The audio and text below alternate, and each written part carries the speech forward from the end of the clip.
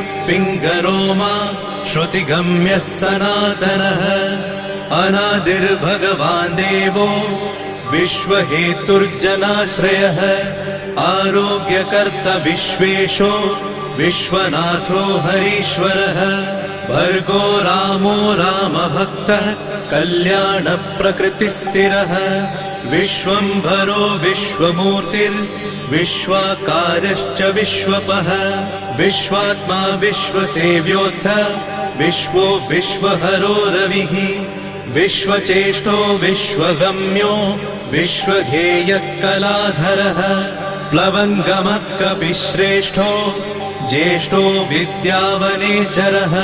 बालो वृद्धो युवा तत्त्वगम्यः सुखो यजः अञ्जनासूनुरव्यग्रो ग्रामशान्तो धराधरः भूर्भुवः